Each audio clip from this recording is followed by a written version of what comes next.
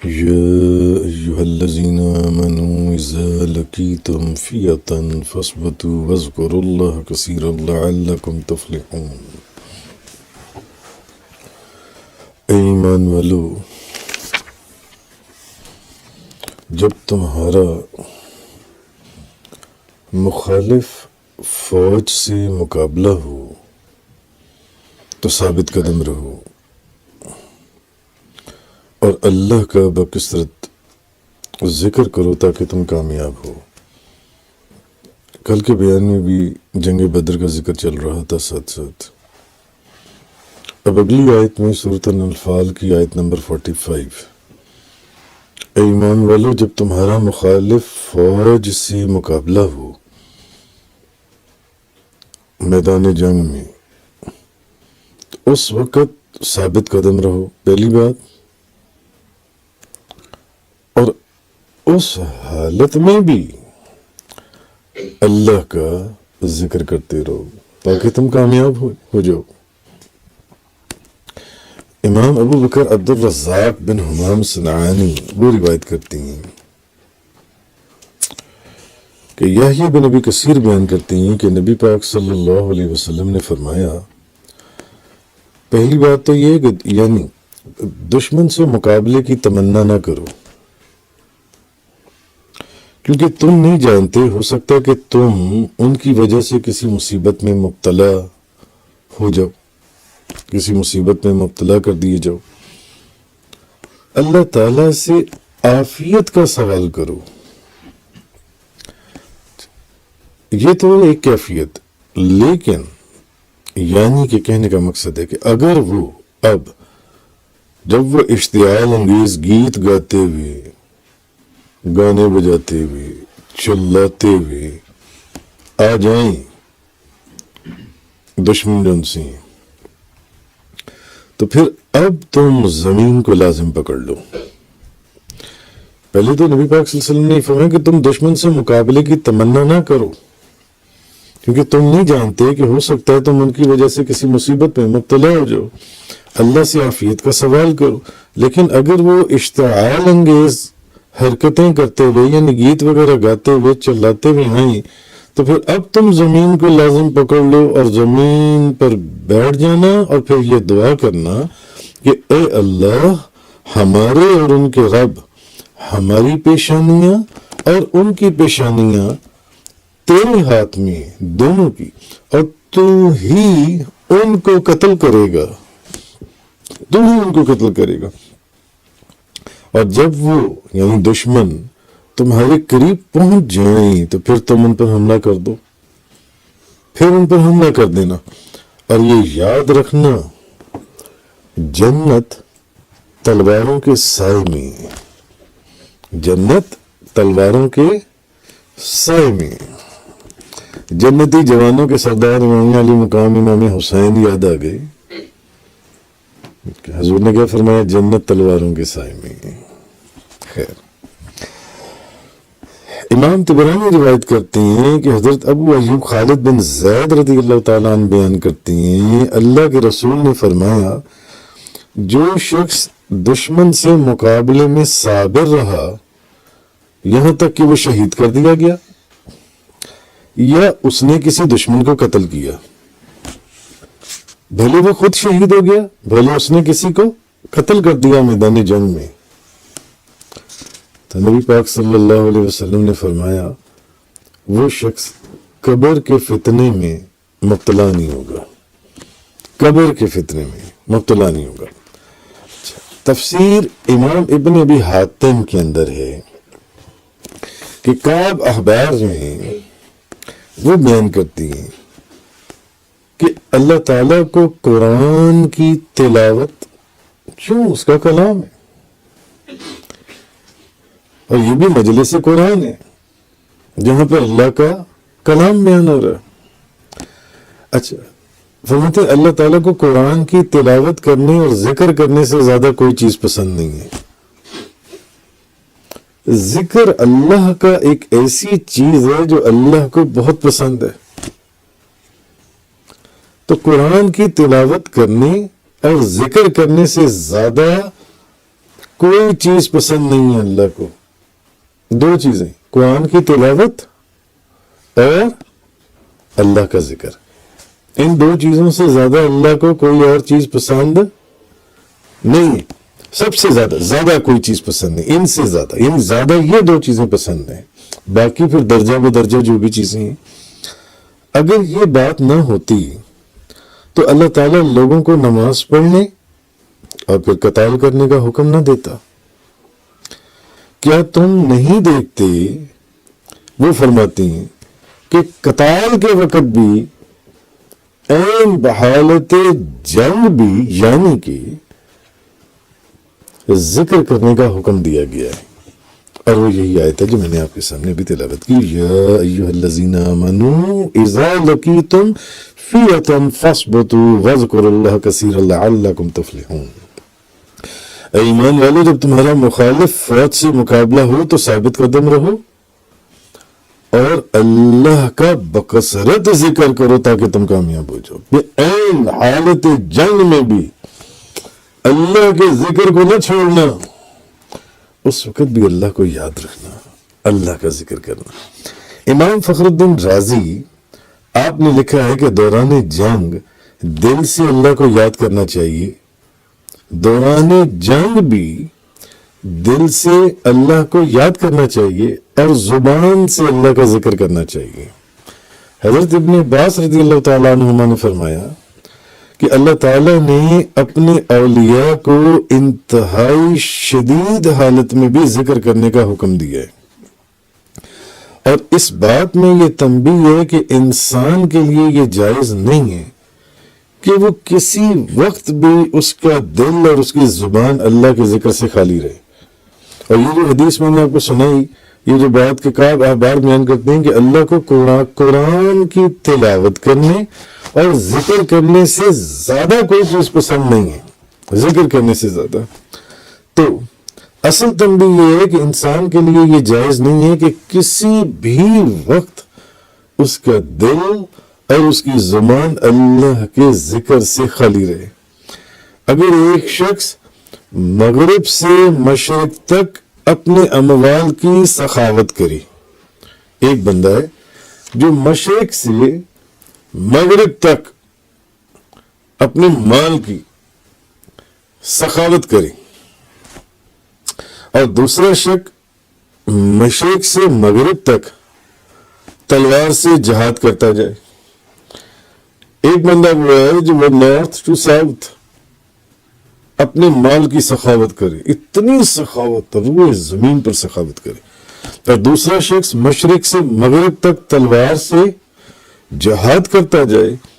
تب بھی اللہ کا ذکر کرنے والے کا درجہ اور اجر ان لوگوں سے زیادہ ہے۔ ایک وہ بندہ جو مشرق سے مغرب تک اپنا مال سخاوت کر رہا ہے، اور ایک وہ بندہ جو مشرق سے مغرب تک تلوار سے جہاد کر رہا ہے، مگر تب بھی تفسیر کبیر شریف کے اندر ہے کہ اللہ کا ذکر کرنے والے کا درجہ اور اجر ان سے بھی زیادہ ہے۔ اسی لیے فرمایا کہ جب تمہارا مخالف فوج سے مقابلہ ہو تو ثابت قدم رہنا اور اللہ کا بکثرت ذکر کرنا۔ تو ایک قول ہے کتابوں نے کہا کہ جس وقت بندہ تلوار سے جہاد کی شدت میں ہو، انہوں نے لکھا کہ اس وقت بھی اللہ کا جو ذکر ہے، اللہ نے اس پر اپنا ذکر فرض کیا ہے، قرآن کی آیت جو آ گئی، اس حالت میں بھی اس پر اللہ کا ذکر فرض ہے۔ اللہ کا ذکر ایک ایسی چیز ہے، ایک بندہ مشرق سے مغرب تک مال کی سخاوت کرے اور ایک بندہ مشرق سے مغرب تک اللہ کے راستے میں جہاد کرے، مگر وہ جو ان سے تب بھی اللہ کا جو ذکر کرنے والا بندہ ہے، اس کا درجہ اور اجر ان دونوں سے زیادہ ہے۔ اسی لیے بحالت جنگ بھی اللہ کا ذکر کرنے کا حکم دیا گیا کہ بحالت جنگ بھی اللہ کے ذکر کو نہیں چھوڑنا، اللہ کے ذکر کو دل سے بھی اور زبان سے بھی جاری رکھو۔ آگے فرمایا وَأَطِيعُوا اللَّهَ وَرَسُولَهُ وَلَا تَنَازَعُوا فَتَفْشَلُوا وَتَذْهَبَ رِيحُكُمْ وَاصْبِرُوا إِنَّ اللَّهَ مَعَ الصَّابِرِينَ، اور اللہ اور اس کے رسول کی اطاعت کرو اور آپس میں مخالفت نہ کرو، اللہ اور اس کے رسول کی اطاعت کرو اور آپس میں مخالفت نہ کرو، ورنہ تم بزدل ہو جاؤ گے اور تمہاری ہوا اکھڑ جائے گی۔ صبر کرو، کیوں؟ اس لیے کہ ان اللہ مع الصابرین، بے شک اللہ صبر کرنے والوں کے ساتھ ہے۔ تو صحابہ کرام اچھا، مگر ایک چیز ہے، اصل جو چیز ہے وہ یہ کہ اس آیت کا جو اصل مطلب ہے وہ یہ ہے کہ اللہ اور اس کے رسول کی اطاعت کرتے ہوئے تمام مسلمان ایک نظامی حکومت قائم کریں۔ بات وہی جو پچھلی آیت میں حالت جنگ کی چل رہی ہے، پہلے تو ایک چیز بتا دی کہ بھئی پچھلی آیت کے اندر کہ حالت جنگ میں بھی کیفیت ہی ہونی چاہیے، اب آگے اختلاف نہیں ہونا چاہیے آپس میں جن سے۔ اب اختلاف کے اندر پھر بڑی وسعت ہے، کس چیز کے اندر؟ فروعات کے اندر، عقائد کے اندر، عام زندگی کے اندر، گھروں کے اندر، شہر کے اندر، حالت جنگ کے اندر، جن سے اختلاف نہیں ہونا چاہیے۔ تو اللہ اور اس کے رسول کی اطاعت کرتے ہوئے مسلمانوں کو چاہیے کہ یہ ایک نظامی حکومت قائم کریں اور مسلمانوں کے جتنے علاقے یا ملک ہیں وہ متحد ہو کر ایک خلیفہ کے ماتحت ہوں۔ خلافت تو اب تو دنیا سے بظاہر ختم ہو گئی نا، تو وہ ایک خلیفہ کے ماتحت ہو جائیں جن سے۔ جب تک مسلمانوں کی ایک سلطنت تھی اور مسلم جو ریاستیں تھیں یہ آپس میں ایک تھیں، تو جو اسلام کے دشمن تھے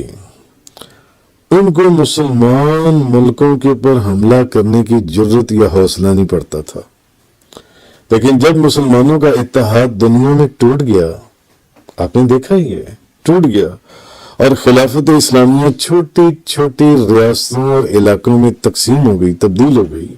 تو اب کیا ہوا کہ جو دشمنان اسلام تھے انہوں نے مسلم ریاستوں کو کس طریقے سے تباہ و برباد کر کے رکھ دیا۔ جب تک اس کی ایک بڑی تفصیل ملی تھی پچھلے دنوں ایک درس قرآن کے اندر، اندلس میں ایک نظامی حکومت قائم رہا، وہاں مسلمانوں کی حکومت رہی اور ایک عجیب اللہ نے ان کو وہ جو بزرگی اور شان عطا فرمائی۔ لیکن جب آپس کے اختلافات شروع ہوئے اور وہ کئی حصوں میں وہ چیزیں تقسیم ہو گئی تو وہ مختلف حکومتوں کے اندر وہ ساری چیز بڑھ گئی اور عیسائی حکمرانوں نے ایک ایک کر کے پورے اندلس پر قبضہ کر لیا، یہاں تک انہوں نے کہا کہ جو تو یہاں اسلام قبول کر لے وہ نصاروں کو قتل کر دو جہاں سے۔ اس لیے آگے اللہ تبارک و تعالیٰ نے یہ فرمایا، اصل میں بات وہی چل رہی ہے، بھلے وہ جنگ کی حالات ہوں یا جو بھی حالات ہوں، آپس میں مسلمانوں کو ایک ہونا چاہیے۔ جب تک آپ آپس میں ایک رہتے ہیں تو پھر ترقی کے دروازے کھول دیے جاتے ہیں جن سے۔ وَأَطِيعُوا اللَّهَ وَرَسُولَهُ وَلَا تَنَازَعُوا فَتَفْشَلُوا وَتَذْهَبَ رِيحُكُمْ وَاصْبِرُوا إِنَّ اللَّهَ مَعَ الصَّابِرِينَ۔ اور آپس میں اختلاف نہ کرو۔ ہاں وہ اختلاف جن سے جو فروعی اختلافات ہیں، جو آئمہ کے اندر اختلافات ہیں، فقہ شریعت کے اندر جو اختلافات ہیں، امام اعظم ابو حنیفہ، امام مالک، امام شافعی، امام، وہ تو رحمت ہے، اس کا ذکر ہم پہلے کر چکے ہیں اور اس کی بے شمار مثالیں جنسی ہیں وہ بھی بیان ہو چکی ہیں۔ آگے فرمایا وَلَا تَكُونُوا كَالَّذِينَ خَرَجُوا مِن دِيَارِهِمْ بَطَرًا وَرِئَاءَ النَّاسِ وَيَصُدُّونَ عَن سَبِيلِ اللَّهِ وَاللَّهُ بِمَا يَعْمَلُونَ مُحِيطٌ۔ اور ان لوگوں کی طرح نہ ہو جاؤ، ان لوگوں کی طرح جو اپنے گھروں سے اتراتے ہوئے اور لوگوں کو اپنا زور اور طاقت دکھاتے ہوئے نکلے، ان لوگوں کی طرح نہ ہو جانا جو جب گھروں سے نکلتے ہیں تو کیسے نکلتے ہیں؟ اتراتے ہوئے نکلتے ہیں، فخر کے ساتھ نکلتے ہیں، اور فخر بھی نہیں، تکبر اور غرور کے ساتھ نکلتے ہیں، دکھاوا کرتے ہوئے نکلتے ہیں۔ وہ لوگوں کو، یہ وہ لوگ ہیں جو اللہ کے راستے سے روکتے تھے اور اللہ ان کے تمام کاموں کا احاطہ کرنے والا ہے۔ اللہ تعالیٰ ان کے تمام کاموں کا احاطہ کرنے والا ہے۔ اب جہاد کے اندر ثابت قدم رہنے اور بارگاہ الہی میں دعا، جیسے پچھلی سے پچھلی آیت میں نے بتایا کہ نبی کریم صلی اللہ علیہ وسلم نے کیا فرمایا کہ پھر اگر وہ آ جائیں تو پھر بیٹھ جانا اور یہ دعا کرنا کہ مولا کریم ان کو تو قتل کرے گا۔ تو اب جہاد میں ثابت قدم رہنے اور بارگاہ الہی میں دامن دعا، دست التجا پھیلانے کا حکم دینے کے بعد اخلاص نیت کی تعلیم دی جا رہی ہے۔ پرسوں کے بیان میں ذکر گزرا تھا 2-3 دن پہلے کہ اصل چیز ڈپینڈ کرتی ہے نیت کے اوپر، آپ کے عمل کے اوپر نہیں، نیت کے اوپر۔ آپ کی نیت کیا ہے، ساری چیز اس کے اوپر ڈپینڈ کرتی ہے، اور بڑا ڈیٹیل اس کے اوپر ایک بیان ہوا تھا۔ تو اب اخلاص سے نیت کی تعلیم فرمائی جا رہی ہے، نیت کے اندر خلوص جن سے، کیونکہ تمام اسلامی اعمال کی جو روح رواں ہے وہ آپ کی نیت ہے۔ آپ کی نیت کیا کہہ رہی ہے؟ اچھا، اب کافروں نے کیا کیا جب ان کا لشکر مکہ سے بدر کی طرف روانہ ہوا؟ مسلمان تو کل کے بھی بیان میں، کیونکہ جنگ بدر کا ذکر چل رہا ہے، وہ کتنے لوگ تھے؟ 300 کچھ، اور وہ جو ان سے کتنے 3 گنا زیادہ جو ان سے لوگ تھے۔ ادھر ہر چیز موجود تھی بظاہر، گھوڑے، اونٹ، نیزے، تلواریں، کھانے پینے کا سامان، پانی، ہر چیز، شراب کے انبار، اور ادھر جو ان سے